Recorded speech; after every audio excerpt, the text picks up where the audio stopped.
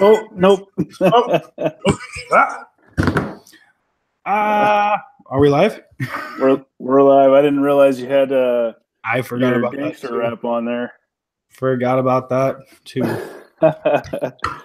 Hey, all right, buddy. Are you gonna get us rolling? Welcome to the call. If you're just jumping on. Yes, welcome to the call, everybody. How are you doing? Welcome to Cheddar TV episode 3. And in today's video, we are going to be talking about how to crush Q4 this year, what our mindset is going forward and going into it, and some things to be considerate of while you are preparing for Q4. Before we dive into all that, though, just some quick information, some housekeeping stuff about the Cheddar Facebook group.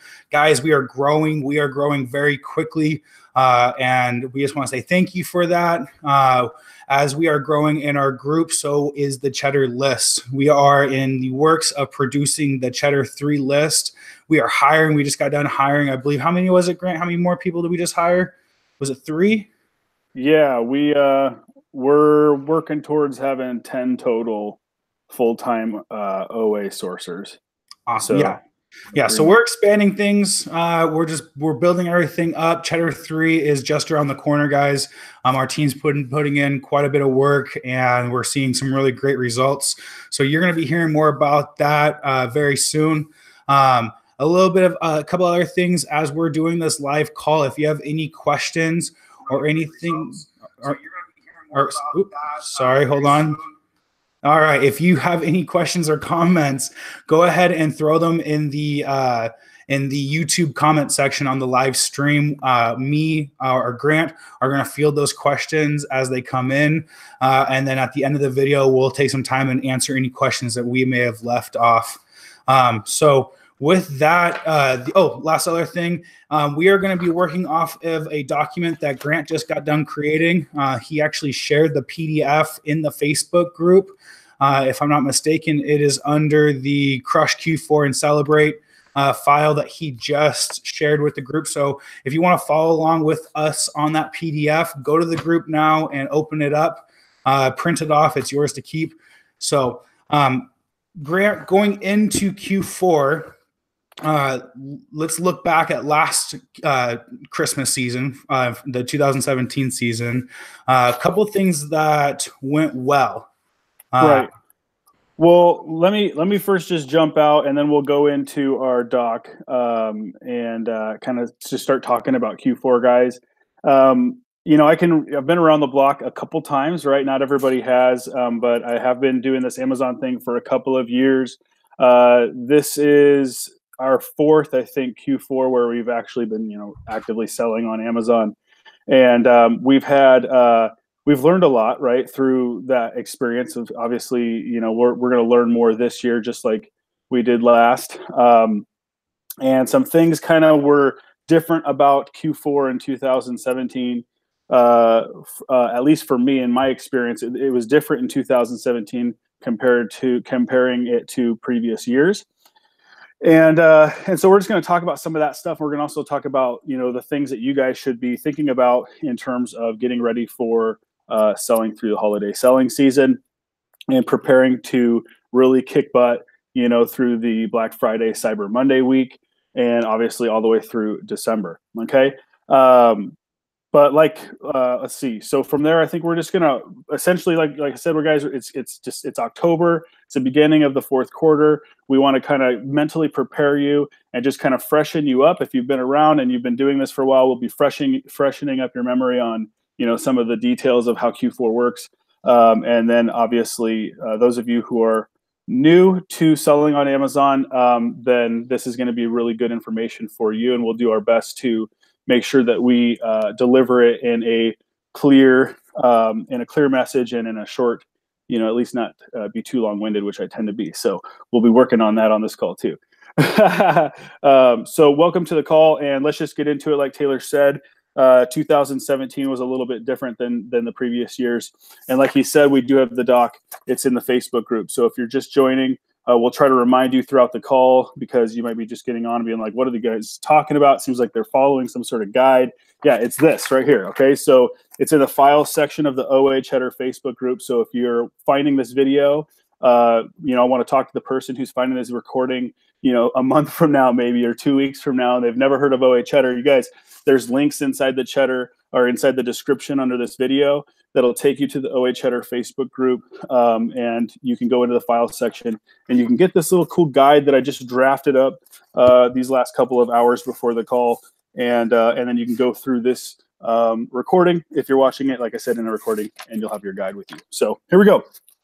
So what went well in 2017 for us? And again, you guys, as we go over this material, you got to realize it's kind of opinionated, right? This is my own personal experience, Taylor's experience last year working with us, and so there may be, we may not completely agree on everything. Okay, so take it with a grain of salt, but I think for the most part, the information is pretty solid. So in 2017, you guys, like most years, or at least years previous, we went heavy into toys, heavy into Toys R Us, right? We don't have Toys R Us, right? So one of the things we want to be able to do this year is still succeed, still sell a lot of toys, but figure out how we're going to do it without the Toys R Us machine that we've had years previous in their awesome cashback system, which is one of the things that we did in the years previous so well, that worked so well for us and provided a lot of opportunity and profit for us, or at least significantly more, is really figuring out how to maximize Toys R Us's membership. They had their membership things where you could get, discounts on Thursdays, and you could also get discounts for using their credit cards at the store. Okay, so we also invested early and we flipped stuff early. So I want to say that we found pretty much all of the, some of the hottest toys of the year, right, Taylor? You were out in the field, so you were the one finding them. Why don't you talk about some of the hottest toys that we found, and just the fact that we came out and we were selling it right away. Even in October, we were having great sales. Yeah. So two of the examples of a few of the products that we invested heavily in, especially really early in the season, and by early, I mean around this time last year, was the Luvabella dolls and the fingerlings. And both are products, actually, each product tells a little bit of a different story, actually. The fingerlings were a popular toy that came in stock. They were the #1 toy item last year. I feel very confident in saying that. And it was a beautiful product for anyone who was selling on Amazon and had a bunch of them. They were able to buy them at a retail price and sell them for close to about 3 times as much right around that peak season. Whereas the Luvabellas were a toy that were actually really good when they first landed on Amazon, and later on in the season, as we got closer to Christmas, they didn't become nearly as lovely. And so when Grant says that we invested early and we flipped early, both are good examples. We bought a bunch of Luvabellas early on in the September month, and we were able to turn those around and flip them immediately. What were they? They were selling for about 2.5 times as much as you could buy them for full retail. Yeah, when you found them, Taylor, they were really new to the stores. I think you found them at Toys R Us possibly first. Yep. The Luvaboo is what it was. They were all selling for about $90 or $100 essentially. And at the time when you found them, again, they were brand new to the Amazon seller space, and they were like $200 plus dollars. And the way, I don't know if you mentioned it, but we were merchant fulfilling those. Yep. To get the quick flip on those. Yeah, so that was a strategy that worked really well for us last year, is buying those items, finding the right toy items, and not just the top toys, but I mean, we found good items spread out amongst different brands and characters and things like that, and then just found a really good opportunity once either well, there's one or two things. Some of the items Amazon never came in on. They were kind of like exclusive type items that were just automatically good and just got a little bit better and better and better closer we got to Christmas. And then there were a few items where we took the I guess the risk of buying inventory and waiting for Amazon to go out of stock on it, which also did well. Majority of the profit or of the products that we had bought specifically for Q4 sold with a good positive ROI. So that went really well last year. That strategy for us while we were going out there shopping, it was really easy just to go around and collect a lot of the same stuff and still find other items as well. But there was definitely a good handful of items that made a good bulk of what we sold last year. Yeah, we had the we had the lead vault, right? We had the Toys R Us list and the Walmart list, and I think we had leads from Target that we also provided as a service last year, and that went pretty well. And I think what happened because of the work we put into creating that list, it really for our own business and also for other people's, is we were able to walk into stores and we had our favorite SKUs and we were able to spend money very quickly. I think we made a handful of, and you guys were going to get into more content, but we're just kind of reminiscing a little bit, right? And remember the good old days, right? Q4's past, man. Those are the good old days. But we had several opportunities, where it was easy enough to buy inventory, where we were just, the three of us would get in a truck, because we wanted to, get as many scans as possible, and we'd hit a couple of Toys R Us's, and in one day, spend well over $5,000, right, and fill up the back of the truck and maybe even a trailer and bring it home and sell. In fact, I think we had several trailer loads last year of toys, basically just toys. Yep. So, Toys R Us is gone, guys. So what's going to happen now that Toys R Us is gone? So that's one of the questions, that I'll answer right now. I think the reality is that you got to realize the market share that Toys R Us has given up or has lost in the United States because of the closing down of their stores. That market share is going to get picked up by other retailers. So Taylor and I are in full anticipation that there's going to be arbitrage all over the freaking place, like there always is. And we say that because we scan so much stuff, we find arbitrage all over the freaking place. And so if you're one of those people that's watching the video and you're like, man, I'm not finding arbitrage all over the place, it's probably because you're not scanning enough stuff, right?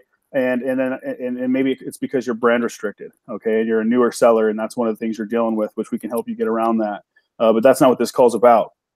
Okay, so things went well, all right? So to sum it up, things went well in 2017, but also there were some things that didn't go as planned, okay? So I want to talk about that. Amazon and other big box stores throttled their inventory, okay, which affected products that were meant to be holds for mid to late December, okay? You guys, in the past, okay, this is the buy and hold strategy. This is something that I've taught in the past. It's something that I've successfully done in the past, and I know many other people have too. And we will buy and hold inventory in 2018, and it'll work, okay? However, not to the extent, okay, in 2017, it didn't seem to work as well as it had before that. And I think it was a combination of more sellers on Amazon than we had seen in previous years. I mean, it was amazing, right? You could see some of the same exact listings that have sold. They were, maybe in their second or third year of selling on Amazon, and you could see the inventory levels were significantly higher. Now, it could have been, right? It could have been because we sold all our leads, right? Let's just be honest. Like, it could be that, Taylor and I took everything that we were buying for our own store and we gave it away to, 50, 60 people, right? That comes at a cost, right? It comes at a cost. And that could be part of what we experienced as well. So take it or leave it. We don't really know exactly. There's no way to find out. But the point is there was plenty of competition, right? And the peak selling, the peak week for us, right? It used to be for me, the week leading up into Christmas, right? That was like everything was coming to a head. It was the final opportunity for people to get in and buy, and buy the products that they needed or the gifts that they needed for the holidays. And you had all of those procrastinators. And it just seemed like to me last year, and I think Taylor watched it, and other people did too that I am closely affiliated with, where it almost kind of and again, I don't want to put out any bad theology, right, about Amazon selling during Q4, right, when I say this, but it kind of seemed like the heat of the moment was during Black Friday and Cyber Monday week, and then it sort of just fizzled out from there. It's like shoppers are getting smarter, and I think that these big box stores like Walmart and Target, Toys R Us even last year was getting smarter about how they were distributing the inventory, throttling it out, making sure that they had fingerlings throughout the season, not sold out, that they had Lovabellas, whatever, throughout the season and not sold out. So you saw those, there was even limits at Walmart, right? Toys R Us, it's not too, not too uncommon for them to maybe say, hey, look, you can only buy 1, 2, or 3 of these, whatever. But we saw that at Walmart with fingerlings. They were throttling how much you could buy. And of course, people were breaking the rules and stuff, which we won't, we won't raise any hands. We shouldn't do that. That would maybe me. Yeah, we might rustle some feathers if we talk about breaking rules. Okay, so moving on, you guys. And if you guys, it's kind of hard to see in the chat, but if you do have any questions, if you're looking for what we're covering, we have that in the docs section. the file section inside of the Facebook group for OA Cheddar. We may have been a little too deep in one category. We bought a lot of toys, right? And when we got all done with it, okay, when we got all done with Q4 and got into January, we were like, okay, what? It just didn't seem to be, the fire wasn't quite there that we were expecting. And we think that part of it was because we were all in one category. We were all in toys. Now, granted, we had hot selling toys, right? We were buying hundreds of some toys and doing really well. We had a couple of buys that didn't work out the way we had hoped, but most of them worked out really, really well. But we were very, very heavy on toys and selling a lower amount of SKUs than normal. Okay, so normally I'm a wide SKU level and deep on the inventory levels. We were kind of deep on the inventory levels and narrow on the SKU level through 2017, the Q4 of 2017, and I think that had a negative impact on us. So to kind of talk about what we're going to do this year differently is, well, let's see. Well, go ahead. Yeah, why don't you cut me off for a second? Well, like Grant was saying, well, one of the things that we realized in our store, looking back after Q4, was exactly that. We put way too much on, especially in the toy and game category. I mean, we had SKUs in every category, but a majority of our SKUs were in the toy and game category, and there were fewer than what we normally had in our store normally. And so looking back and thinking about it, we realized that we left a lot of meat on the table in other categories investing in toys. Now, like we said before, last year, one of the things we noticed is there was just seemed to be a lot more sellers on Amazon, a lot more offers, a lot more inventory. And so ways that we brainstormed and figured how we're going to combat that moving into 2018 is we're not going to pull away from our other items other than toys. We're still going to go into the Marshalls and Rosses and TJ Maxx's and be buying the clothes, buying the shoes, buying the home goods, grocery items, things like that. We're going to diversify as much as we possibly can. And that doesn't mean to say that we're not going to still go deep on some of the hot selling toy items that we know are going to be a good thing this Christmas. And we're not, I'm still walking into every Walmart and still checking the same items on the shelf, just waiting for that time to start picking them up and buying them. So we're not straying away from that totally, but we are making sure this year that we are keeping a focus on spreading out our inventory capital in all categories, not just focusing in primarily on one. So that really the name of the game for us going into Q4 is turn and burn. We are actively buying inventory right now that makes a profit today.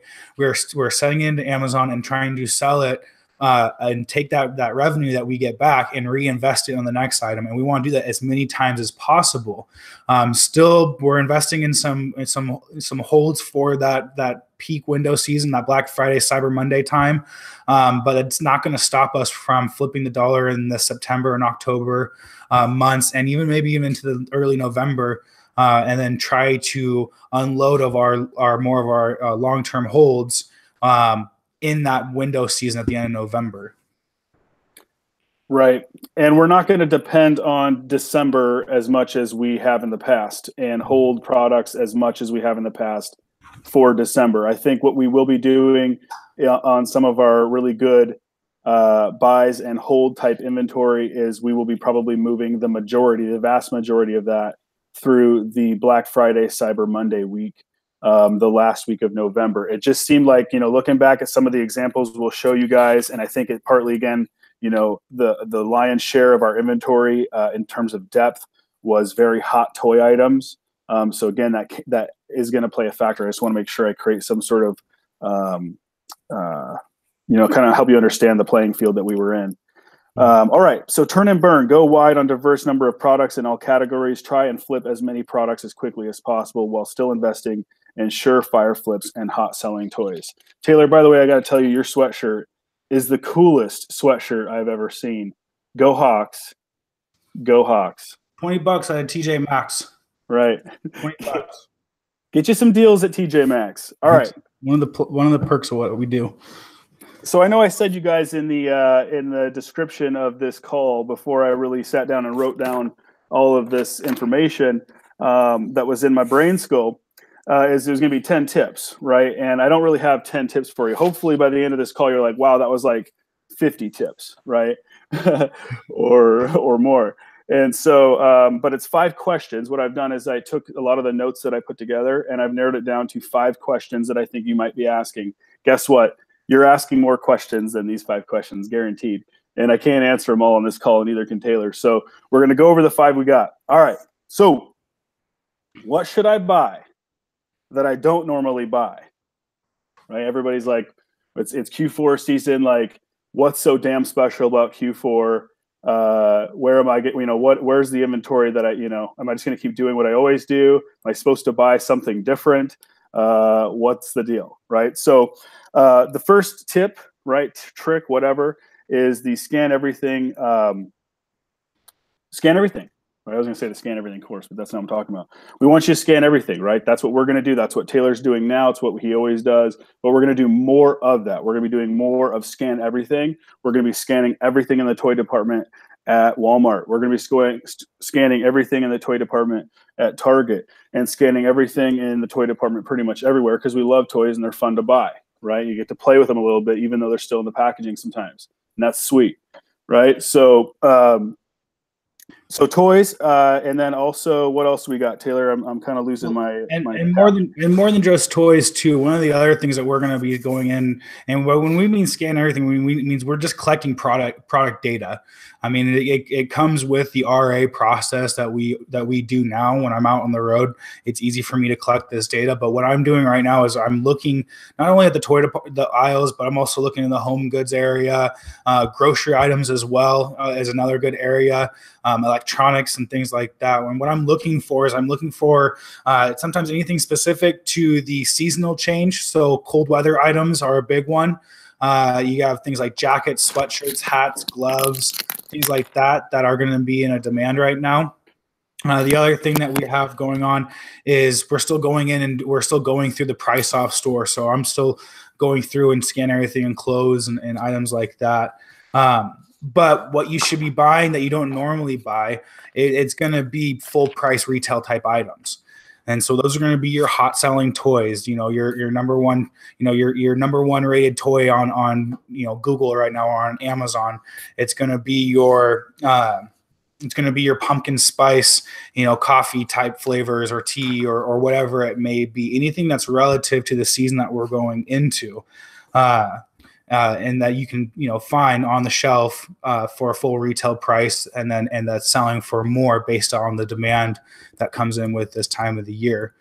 There's one SKU that I can think of in particular that's not a toy item that we have bought in last winter, and I think we bought some of the winter before that does really well every single year. It's a full price item. We sold hundreds of this SKU last year and made a pretty decent ROI on it. And that's because it's just one of those items that are a good potential right now. Go ahead. Oh, sorry. I wasn't sure if you were looking for something to piggyback that with. I think I would also add, if you didn't already, and correct me if you did, but normally if you're coming into Q4, to be honest with you, not a lot's going to change. Now, we do have a chart we can show you to basically show you that Q4 sales on Amazon goes up about 40% more than the third quarter, right? So Amazon sales in the grand scheme of the entire site, right, goes from about 40% higher in the fourth quarter than the third quarter. Okay, so if you do nothing different, right? If you do nothing different, you just continue to feed your store the way you do today, then you might expect that your store would convert at a velocity where that might provide you a 40% increase in sales. Nothing changing, right? What a lot of people are doing in Q4, just so you know, in case you're new, and this is like one of the first videos you've watched about this topic, what a lot of sellers are doing that really provides increased sales is they're going into debt. In all reality, they're pulling out some sort of loan, or maybe they have tens of thousands of dollars of cash in their bank account. There's some of those people out there, and they're throwing down on more inventory than normal. That's what they're doing. That's something that we practice in our business. We've done this Q4 after Q4 after Q4, pull out a loan, buy more inventory than normal, have increased sales numbers naturally, plus the increase of inventory levels because of the cash that you invested, and then you can pay off those loans in the spring, right? Or not, you wouldn't want to wait until spring, but you'd pay them off in January or February, for example, maybe late December. So I just want to point that out. Now, one of the things that you might be thinking is that, well, what happens? Where am I going to get more inventory you know, right now, if I already only have this many hours in a day, right, and but I have more of a budget, or I only have this many leads, but I have a bigger budget all of a sudden because Grant says, hey, maybe it's a decent idea to consider investing into inventory. You know, I'm not your financial manager, by the way, so you got to make that decision for yourself. But you know, Grant says maybe it's a good idea to pull out a loan or something, or to, you know, just to buy more inventory this year. Where do I get that inventory? Well, one example is you could accept some items that have a lower ROI, right? So maybe if your normal threshold for purchasing inventory is I have to have a 40% minimum ROI, period, nothing less. Maybe you can afford, now that you've taken on more inventory capital, a 30% ROI during the purchase of that item, or a 25% ROI during the purchase of that item, and you could put that in your store. Now, what makes that even better? Okay, that scenario. And again, the reason I'm suggesting this is it's now opening up more opportunity for you to buy inventory, right? Because again, if you only have the same amount of time or the same amount of leads, but more cash, right, then you need to be more flexible with your inventory buying habits. Okay, a little bit, at least through Q4. The cool thing is though, or the best scenario is when you're buying something, you're like, okay, it's only got a 20% ROI, but when I look back at the Keepa history from last year or the year before, or several years before, I can see that during the holidays, this product tends to sell for quite a bit more than what it's selling for right now at the 25% ROI. And that's how you can kind of get more inventory into your store. It's just a little tip there. And guys, if you want more information about that and what Grant's talking about in the Keepa graphs and looking back at the historical data, there's actually a YouTube video on our channel that goes over this process. I go over it and kind of show you what he's talking about and some of the trends that we look for and that we keep in mind when it comes to inventory that we might be buying for Q4. If I'm not mistaken, last year, our strategy, Grant, was me and you walked through a Toys R Us multiple times and scanned every single item in the store for the most part. And if it was at break even or making $1 or $2, we grabbed that information, we grabbed the UPC code, took a picture of the item, and then we just kept watching that item. And all those items. And after a while, I mean, it's not like every single time you're going to be going into a store and having to sit there for 6 hours or 8 hours and scan everything in the store. But if you do that now, leading into the Christmas season, leading into November, you're going to have a point of reference for so many products. You're going to be able to look and be like, oh, I need to look and scan that item again. I need to see where it's at. And then you start seeing these items make a couple more dollars and a couple more dollars, or maybe you see Amazon goes out of stock and now they're starting to take off. All right, now you know, okay, time to start buying these up.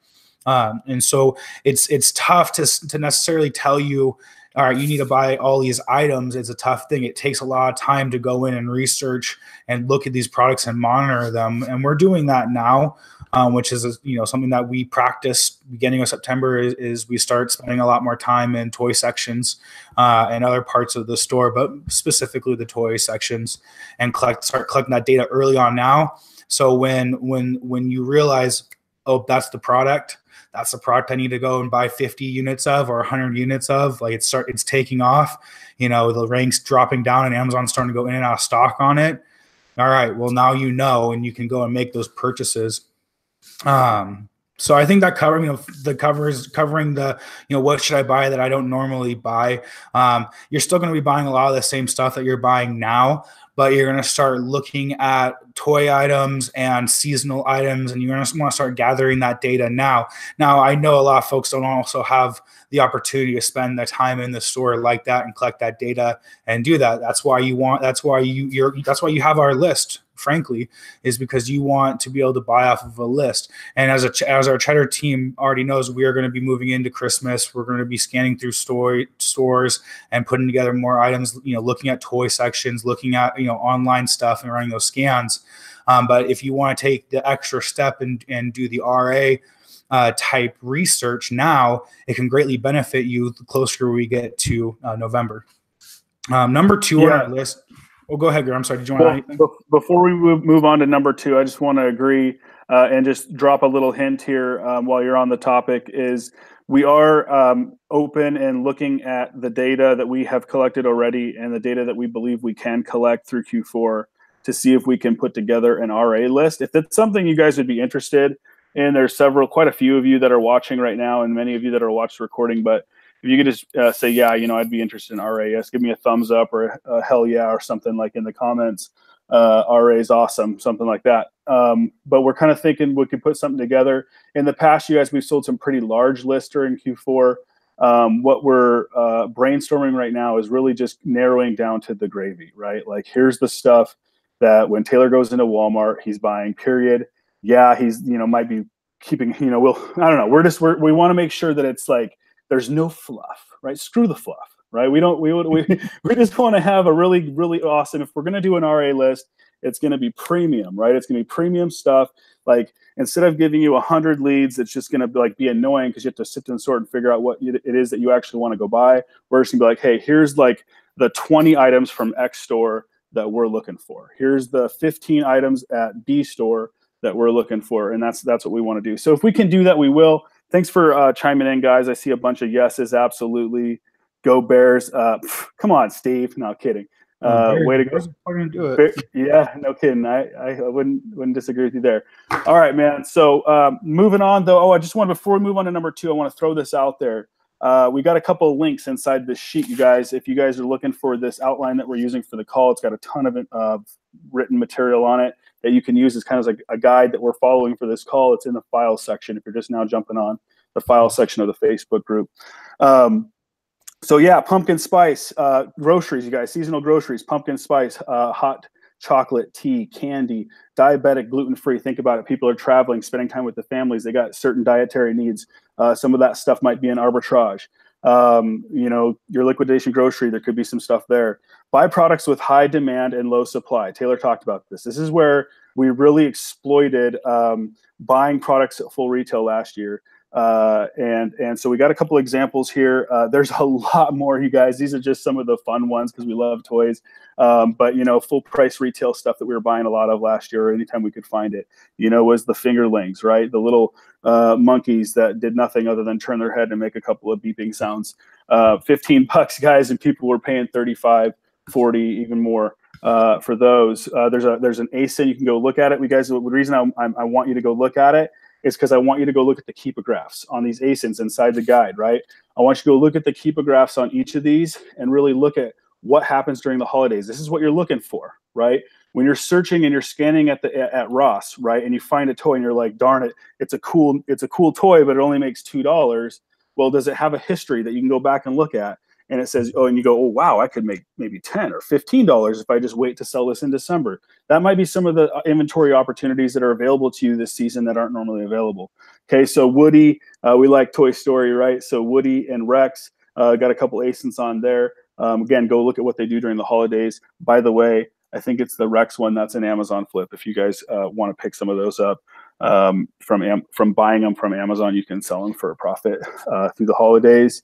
Little Tykes, okay, Little Tykes kitchen sink, the Spark kitchen sink, the Just Like Home kitchen sink from Toys R Us last year. There was 3 of them, and we were buying them all. Okay, we were buying as many as we could, boxes and boxes and boxes of kitchen sinks sending into Amazon, and hundreds, maybe close to 1,500 to 2,000 fingerlings. Okay. Reselling items with a buy cost at full retail. Yes, the examples I just gave you. You can buy stuff during this time of year. That is, again, when we're talking about number 1, what can I buy that I don't normally buy? What can I sell on Amazon that I normally buy?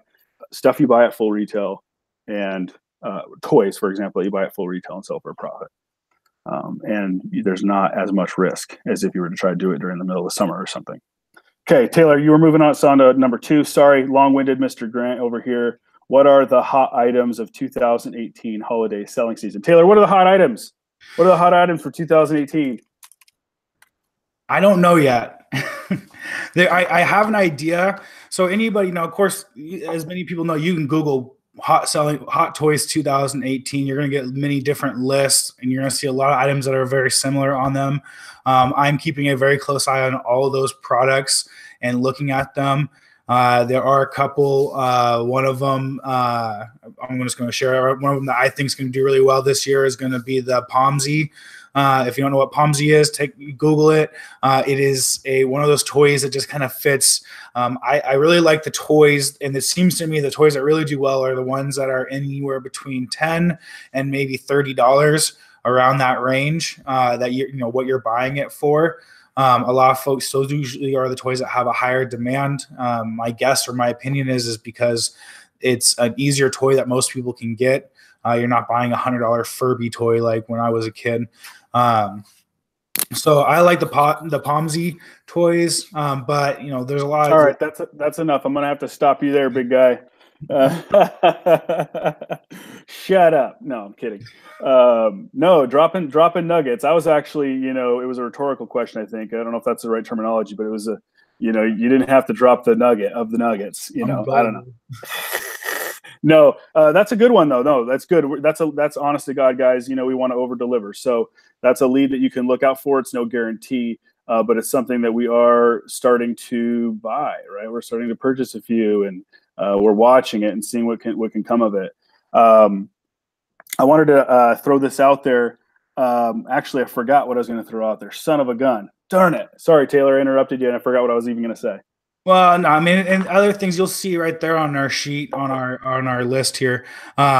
You know, things like newly released toys is always something to keep your eye on. I'm noticing Harry Potter, that theme. There is a new Harry Potter movie coming out this, I believe, Christmas or around that time. So Harry Potter seems to be a big brand or a big name that's coming back in popularity. But you know, you guys just want to keep your eyes out for any of the newest items that might be just hitting, or any new developments in technology, new video games. Of course, keep your eye on any deals that you might come across, Black Friday deals and things like that on things like video games usually do really well if you want to try making a quick flip later into the Q4 season. I think a big one is just looking out for things that are related to television and movies, right? Yep. That seems to be where if you can buy full price retail toys and flip them for a profit, it's in the pop culture stuff, right?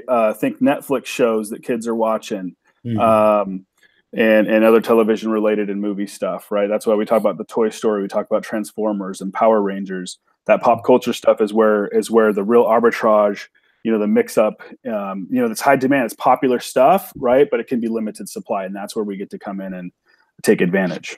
Right. Yeah. One other thing too, that I'm trying to think of that I kind of just lost in my brain. Oh, exclusives. One thing to always keep an eye on is if you see an opportunity for an exclusive item, see if you can't find it on Amazon, and take a look at it. Exclusives are always usually a nice, easy way to find good products that have a limited supply, because there's usually only one supplier that has them. So you'll have Walmart exclusives or Target exclusives or box lunch exclusives, things like that. That you'll see pop up around Best Buy exclusives, things like that. So electric toys, interactive toys, things that talk to the kids. It could be the simplest, stupidest thing. If it makes a noise or lights up, it could be something like Taylor said. The real arbitrage is going to be between the $10 and $30 items, right? And generally $15 items do really, really well. There can be more though. You can get to the, Lovabella's made money all through November, and then it didn't start to fall off the map until December. So, and those were $100 purchase depending on when you bought them. Sometimes they were 70s. You guys, a couple of, like Taylor said, innovative, something that's new, something that you haven't seen before. You're like, oh, that's interesting. Scan it, right? Go on Amazon. Here's a tip: go on Amazon. Look at the top selling items. Look at the top 100 selling items in a category. That'll give you some clues, right? You could even use a software that could pull off the top 1,000 ASINs maybe off of a category and just start our top 500 and start sifting and sorting. You're going to figure out what products are hot this year. Go look at the Keepa graphs. If they're new, then if they're brand new to the market, then that tends to work out really well. If you think about some like the Furbies, when they brought those back to the marketplace, there was arbitrage. If you think about the fingerlings, when they brought those to the marketplace for the first time ever, there was arbitrage. If you think about Hatchimals, right? Hatchimals didn't work as good the second year as they did the first year. Why? Because they weren't brand new to the market, but they did have certain SKUs that were brand new to the market, and those were good arbitrage. So just again, think about stuff that's new to the market. That's oftentimes going to be where a lot of your really good Q4 arbitrage is going to be. You guys, a couple of examples you can look at are the Star Shower. Okay, these are historical examples. The Star Shower is one that a lot of people made a lot of money. They were the brand new thing of the year. I think it was back in like 2015, maybe 2014. but they were a brand new thing of the year, and there were people who made tens of thousands of dollars of profit from that one SKU, from that one item. They bought them out everywhere. Pie Face is the same thing in 2015. Fingerlings in 2017. You can talk Baby Alives. You can talk about all kinds of different brands that have done this in the past. Now, Grant, real quick, another thing too to keep in mind is not only just those hotter selling items, but even your normal everyday use items is something that you're going to want to keep your eye on and start looking at buying some inventory. Socks are a huge one. Socks, you do very well on socks normally throughout the year. Come Christmas season, who hasn't gotten socks for their kids or their partner or a friend or anything like that? Dental or toiletry type items, toothpaste, toothbrushes, all those things are good, guys. Any toiletry items. I remember, at least in our household, it's very common that your stocking when you woke up as a child was usually filled full of toothpaste, toothbrushes, deodorant, shampoos, conditioners, all the things that you would normally need anyway, but now you get it in a gift wrapping paper and it's awesome. All those items will increase and do better. So going back through your SKUs, hopefully you're being smart and you're keeping all of your list that you've subscribed to, and you're starting to create a list of the items that you can go back and replan easily. Go back and look into those. And start planning ahead into the Q4 season. Is this an item that's going to increase in sales or decrease in sales, and then prepare yourself for that leading in, because everything is going to sell more. But toiletries or any disposable type normal day everyday use items is something else to keep in mind when you're talking about purchasing inventory for the Christmas season. Grant, big bad guy, I think you're on mute. I'm here. I was trying to be quiet over here. That leads us right into number 3. How many more units should I buy than normal? And I think you basically said it. We want to boost your inventory orders, maybe 25, 50% more than normal. Like we said, and I don't think we're going to jump over. We can show you guys if you want to go look. I'll open up the screen share. Yeah, we could drop the link, Taylor, in the comments. That would work to the I could actually do that real quick. Well, I got it right here. I already did. Drop the link to Statista inside of YouTube. That'll work. But you guys, this is just a graph that you can go take a look at while we're talking about it. But essentially, again, we mentioned it earlier on the call that Amazon tends to sell about 40% more revenue, or do about 40% more revenue in the fourth quarter than they do in the third quarter prior to that. And of course, you can look at the graph and look at the growth of Amazon over the last 10 years or so. It's absolutely incredible. But anyway, so how many units should you buy more than normal? Well, maybe 40% more than normal, right? If you would normally buy 10 of something, you might buy 14 of something. If you would normally buy 100 of something, you might buy 140 of something. If it's one of those items that's hot, like fingerlings or some of the items that we've mentioned on this call, and honestly a lot more. If it's one of those things where you can't find it, it's hard to find, and you still have budget to buy it. You're gonna be clearing the shelves, right? There's gonna be those items, and Taylor and I last year we tend to have about, like I said, about 10 to 20 SKUs per store that we were pretty much, if we saw them, we would buy them. And a lot of them too, definitely into the hundreds on many SKUs. So boost your inventory levels up. It just depends on rank, your budget, and your risk tolerance on how much more you would buy than normal. Look at the historical rank, right? If the rank drops during Q4, if you're looking at the historical rank from last Q4, for example, and let me point this out. Let me actually explain it like this: 50,000 rank on a kitchen and dining item. In August is going to be, let's just say it's 50,000 rank in Christmas, right? That same 50,000 rank, I think Randy Reynolds might have mentioned this in the Facebook group. That same 50,000 rank in the middle of Q4 is selling more units per day or per week or per month than that 50,000 rank item in the middle of the summer months. Okay, now take that and add a dip in the rank, or a very big dip in the rank during the holiday selling season, and you're talking about even more than an increase of maybe 40% sale through. So be looking at the Keep It graph, and if you see those dips, you're thinking, okay, well, 40% more would be 14 units. but damn, look at that, look at the rank, and how low it got during the holiday selling season last year. I'm going to buy 50 of them, right? And there are SKUs like that. Let's just keep moving forward. If it's hot, right, you're gonna buy as much as you can. I think we should move on to the next question. Taylor, do you agree? I agree. Okay, when should I ship my inventory to FBA? Well, if it's good, if it's selling at a good profit now, and you're happy with the profit now, I would send it in now.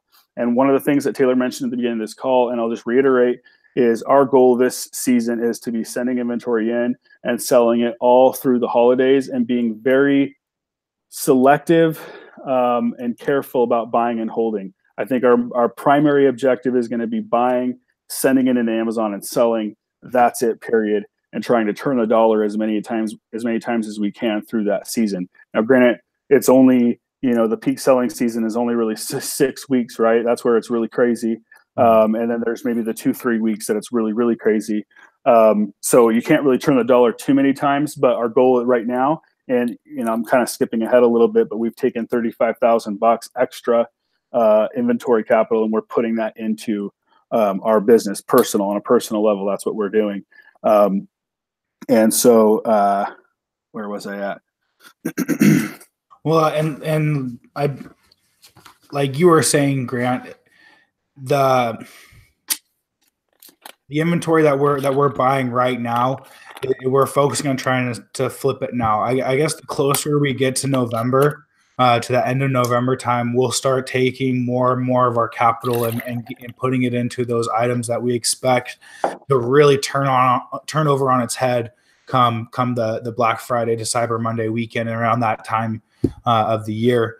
So right now, like we're shopping like normal. We are starting to make some purchases, but we are really focusing on making sure that we can try to flip our dollar a few times before we get to that really peak season. And that's our business personally. Now, you may find that in your own business, you don't have, you might not have that luxury. Well, let me rephrase it. It might make more sense to you to find a hot item that you feel pretty confident you're going to make like an 80 to 100% ROI and can sell many units of it. You may feel more comfortable, buying in on those items to hold to make that flip, or your business might be a little similar to ours, where you can diversify enough and flip those dollars for those 40 to 60% ROIs, and flip it quickly, and then still have some capital left over, even to dip into those hotter selling items come Q4 or before. Yeah. So yeah, be really smart. I mean, if you're going to hold out on an item, I mean, that's what Taylor's basically saying is make sure that if you're going to wait 4 weeks to sell something, that the gain in ROI to wait is worth the lack of turning your dollar and reinvesting before you get into, the next month or something. Right. Mm-hmm. So there's, you kind of have to have a good balance, and there's really no perfect formula for this, you guys, to be honest with you, but you got to have that balance between, holding out for higher ROI and that needs it versus, getting that ROI now, though it might be smaller, like being able to turn it and get the ROI multiple times in the same time frame as if you were to hold. So hopefully that makes sense. So again, expecting peak selling season through for us, we're expecting the peak selling during Black Friday week and part of December, shipped to FBA by late October. So okay, if you guys are gonna just specifically sell through Black Friday, you got a product that you're like, okay, this is my Black Friday inventory, this is my December inventory, then ship it in by late October so that it's definitely all checked in and ready to go by mid-November, so that there's plenty of time to get into the Black Friday week and crush it. Okay, just so you guys kind of understand, like I said, our kind of mission is to be selling the majority of our stuff. I want to have probably, and this is just on a personal level, you guys, I'm just sharing with you, my goal is to have probably our best week of Q4 in that week of Black Friday and Cyber Monday. Like the best 7 days of the entire year, I want to be right there. And the reason why I say there and not later in December is because of what happened last year. The peak selling opportunity, the highest prices that we saw in some of the hottest selling toys was during that week, and it didn't get a whole lot better as we got later into December. In fact, if I remember correctly, prices seemed like they just continued to drop. It was very odd, I'm not going to lie. Okay, so Taylor, how are we tracking on number 4? Do we need to move to number 5? No, I think you touched on number 4. Quick recap: if the item's good now, send it in now, sell it now. If you're planning on holding on to an item for the Black Friday to early December timeframe, we recommend that you send it in, ship it in Amazon that last week or that later part of October. The reason why you want to do that is because we have a 30-day storage fee from Amazon during the Q4 season, so you don't want to keep your inventory there too long, because you don't want to accrue those fees and just take on that extra cost. So last, number 5 on our possible questions: how should I price my inventory differently during the Q4 season? And part 2 to that question is, when should I aggressively compete for the buy box? Your thoughts on this, Grant? You're still on mute, big guy. That's why I don't mute, but then you guys hear me rustling my paper and playing with water and doing all that stuff. So for us, our pricing strategy isn't going to change a lot going into through the end of the year. You guys know that, I like to have a minimum price of about $1 profit on most items. It could be somewhere between $1 and $5 profit, depending on what it is and how much we paid for it. That's where I'll set my minimum price up.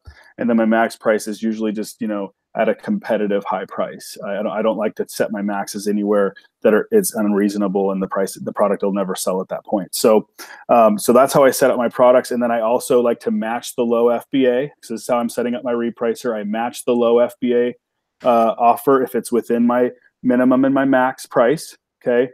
And I don't compete with back ordered sellers, and I don't compete against merchant fulfilled sellers.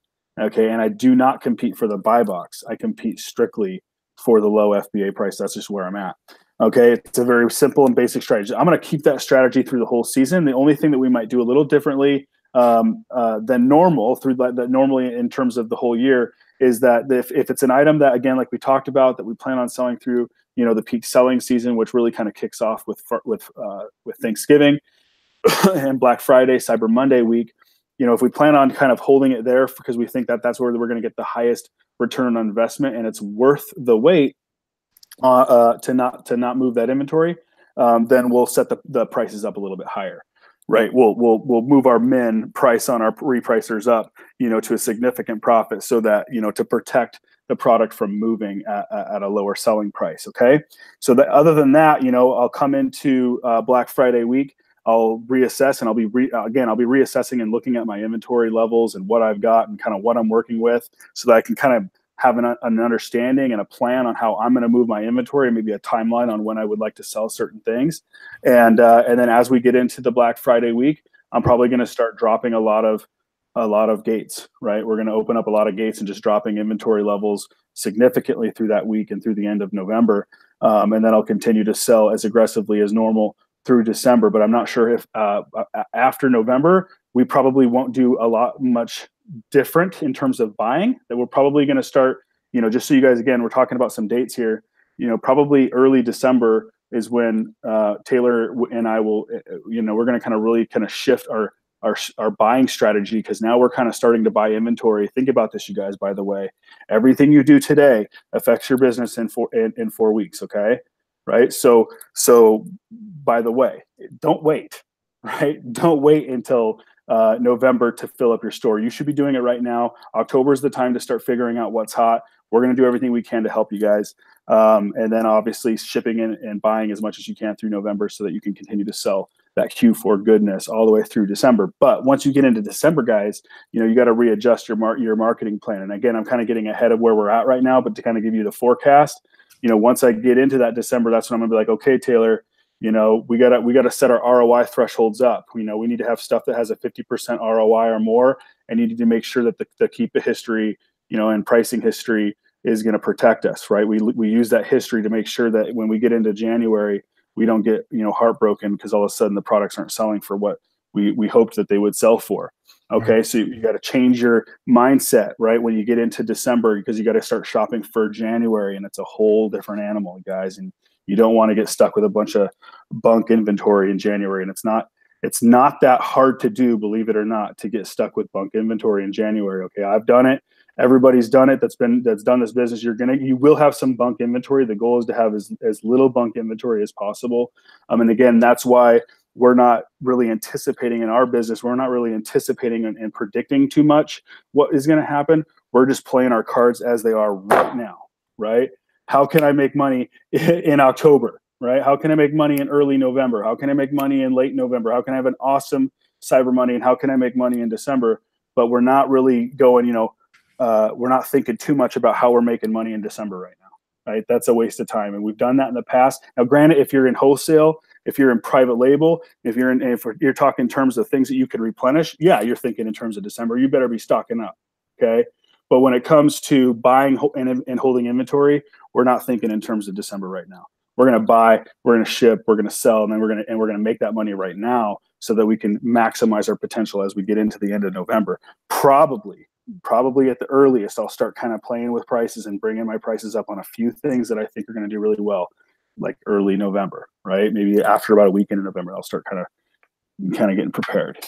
And I like how you say that, how you're keeping you're actually going to go back into a few items and actually raise your minimum price up, because you'll look back at historical evidence and you'll see that when at a certain date, this item seems to really take off in sales, and all the other offers seem to fall off the mountainside, or maybe Amazon's in stock, and the next thing they're not, and you see historically those offers right as soon as Amazon's off the listing, those offers just plummet, and you don't want to be those guys selling your item for a $1 or $2 or $3 profit.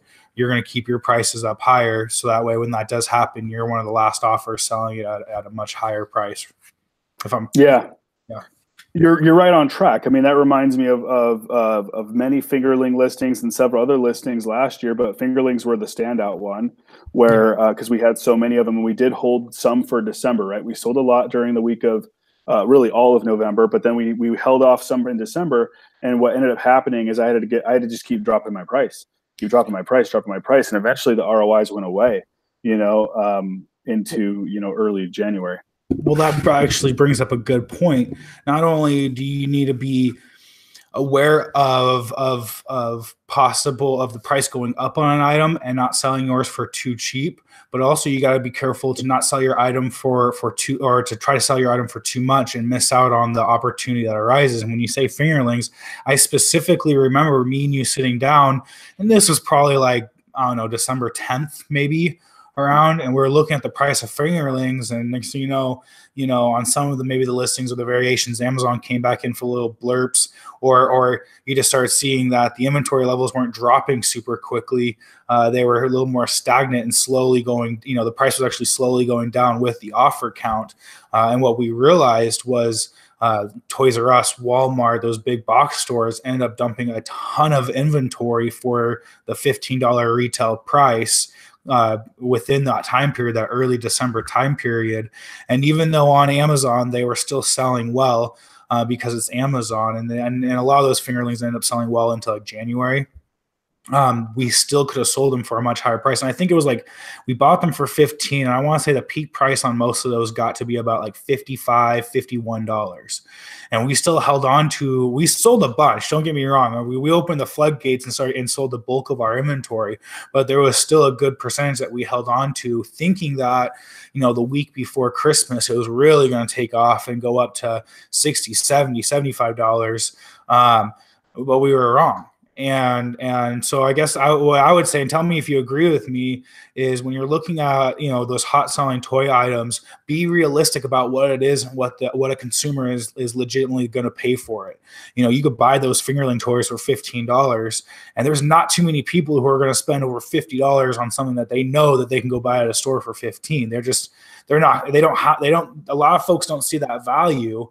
And so you might have missed, we like, for instance, we missed an opportunity there around the Black Friday, Cyber weekend. Around that time period, we could have sold all of our fingerlings for the peak price, but we held on to a good chunk of them thinking that we were going to get more ROI. Yeah. That just frankly wasn't the case. I mean, we should have looked at that product and thought, well, who really is going to spend more than $55, $60 on this little plastic finger? Well, You're 100% right, but I think also a big factor to my memory, and I think of Lovabellas is the same thing, you know. But a big factor I think is how the stores are playing their game, right? Mhm. It was very obvious, you know, just doing RA, doing this arbitrage thing, you know, last year during this time of year last year in Q4 that the stores had come up with a different strategy, especially Walmart and Toys R Us. You could just tell that they know we're here, right? It's not like we're, you know, going into Walmart, we're going into these Targets or whatever, or last year going into Toys R Us, and they didn't have a clue what we were doing, and Right. corporate was figuring it out. And so, and what happened, okay, and the same thing happened with Lovabellas, Fingerlings, and some other toys, not all of them, but the really hot ones, like the ones that were like, it was this year's toy, right? And there's always this year's toy. We want to find those. We want to know what those are. But what had happened is more inventory came into the marketplace in the brick and mortar stores all the way through December. That's not normal. Where arbitrage worked so well in the years past, and it still does work well, but the way it worked really well is the stores would bring their inventory into their store fronts, right, into their shelves, and then we'd come in and we'd buy it out, and they'd keep replenishing it until it was all gone, and then they had no more inventory. It's not like that anymore. They're pacing it out. They're bringing it out strategically. They're planning it. They'll see you coming in and clearing shelves. You know, I think at one Walmart we bought what, Taylor, like 200 fingerlings, 300. It was crazy. They told us we couldn't. We came back a week later and bought them anyway, right? Just kind of throwing out some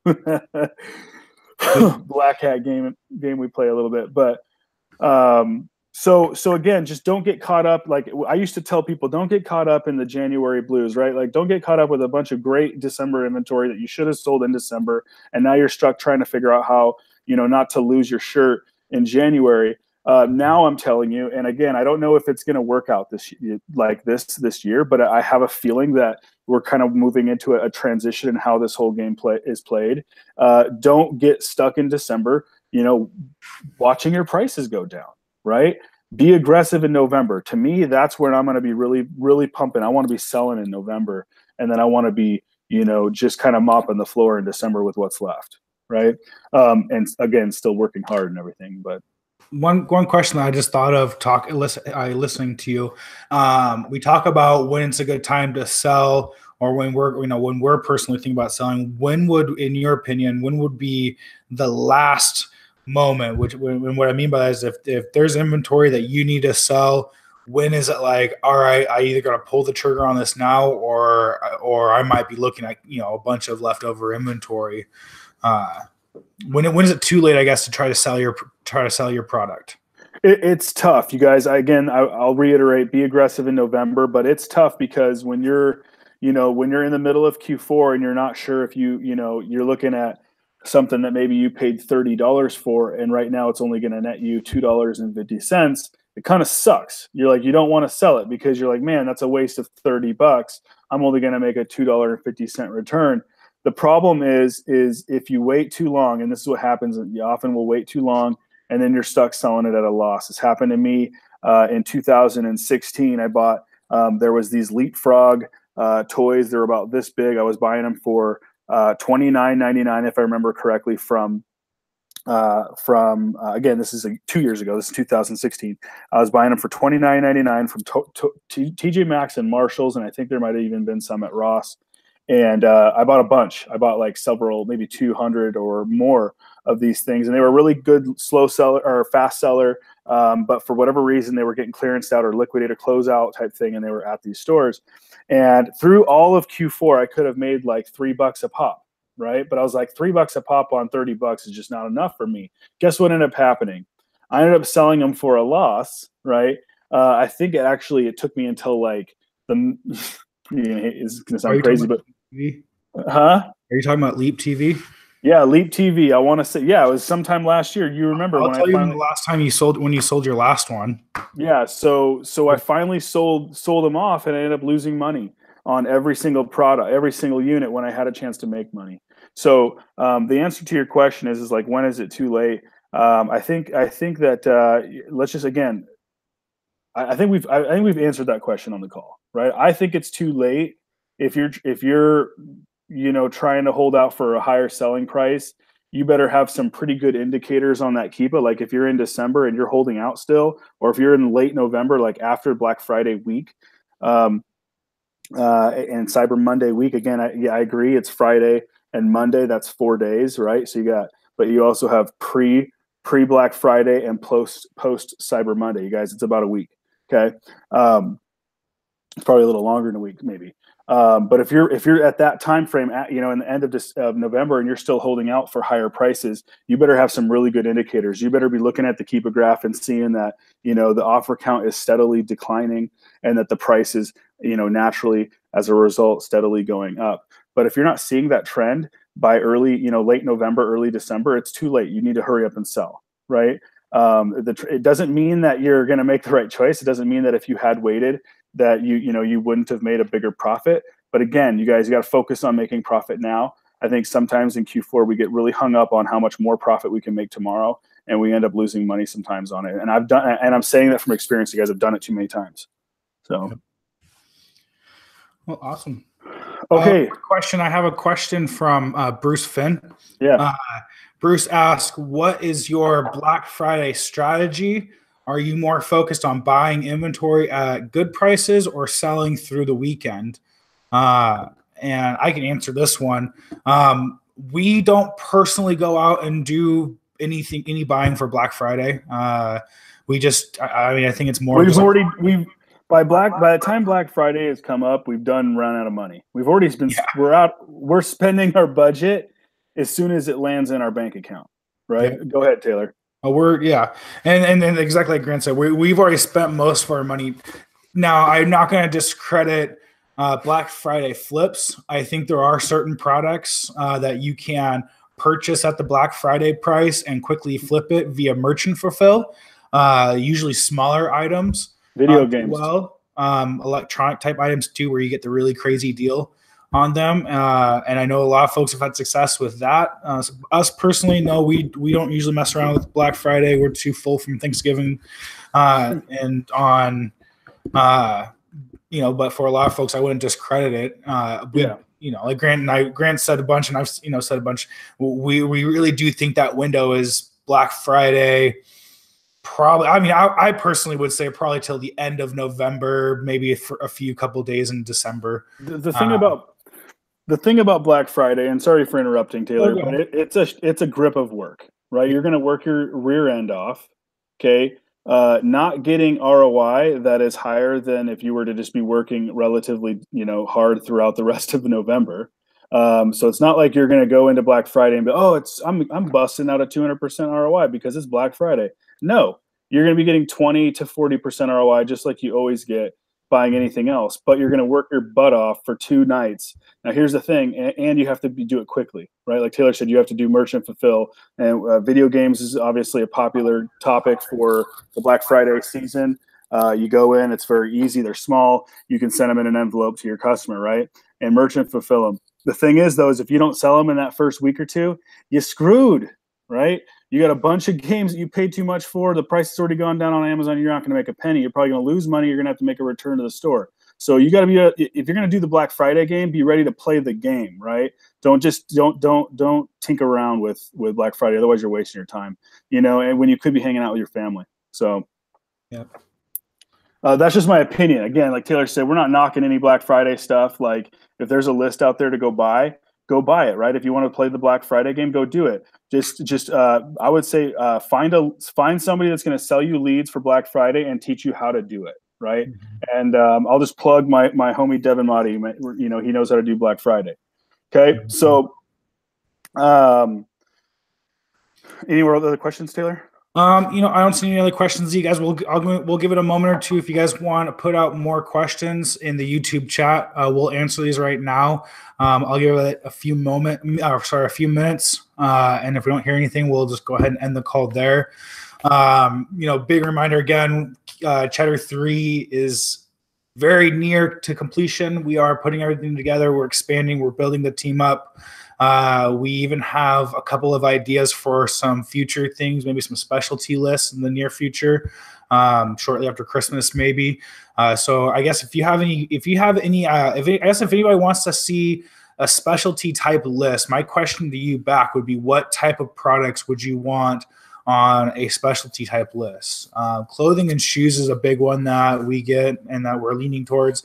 But, we'd like to hear from you guys if there is something that, you said, maybe, I don't know, whatever, grocery list or whatever it may be. Feel free to throw those ideas out to us in the group, in like that. Bruce Finn wants to know if we're going to do another vault list. Yeah. So the answer is no. We're not going to do a lead vault like we've done in the past, but we are talking about putting together an RA list. Obviously, you guys, there's we've got all the OA leads. We've been selling those, right? But we are looking at putting together a very premium RA list. In the past, we've had big lists, right, with lots of leads, lots of really good stuff, and then some other kind of fluffy stuff. And I think, for this year, if we're going to do it, we're just going to come out with the creme of the crop, a premium list of really fantastic stuff. Grocery list, that's a good one. We might look into that. We can add that. So grocery, shoes, clothing. If we do come out with an RA list, you guys, it's going to be here's exactly what Grant and Taylor are buying for their own business this year. No fluff, no nothing. And so we're still kind of playing around with that. We didn't get to spend as much time on that today as we were hoping. And today was our day to really work on it. So again, we'll see what we can do. I'm just going to finish off the call reading off these 5 summary plans. Okay. After I got done writing out all of this, I tried to basically summarize our plan in a nutshell. And I'm just going to read it to you instead of elaborating, because we've already been on the call now for an hour and 12 minutes, and that's a long call. I'm good at groceries, happy to help. Okay, cool. Thanks, Joanne. Shoot one of us a private message to let us know how you can help us. We would appreciate that. Okay. So our Q4 plan in summary. Okay, now I'll just read it. Number 1, invest. Okay, we are currently investing an extra right now. We're investing an extra $35,000 into our inventory.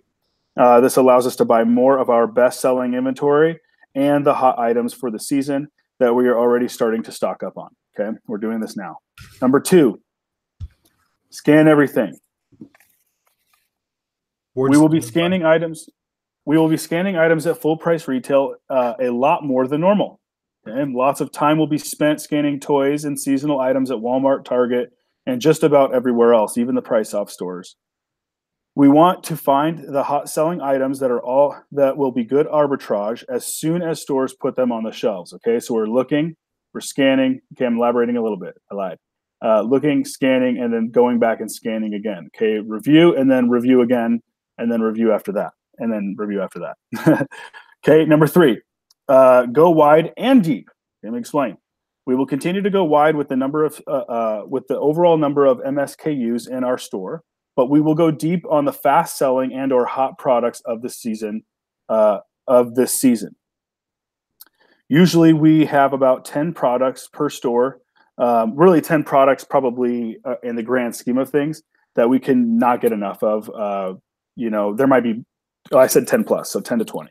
That we can't get enough of, and we'll be buying all of them, right? We're kind of looking and putting together that list right now. Number 4, we're going to hold a few. Okay, October through November 22nd, we will slow sell through the items that we expect to perform very well through the Black Friday and / Cyber Monday week. We will consider selling the majority of our stock on most of these SKUs, these top performers that week, okay, and through the end of November.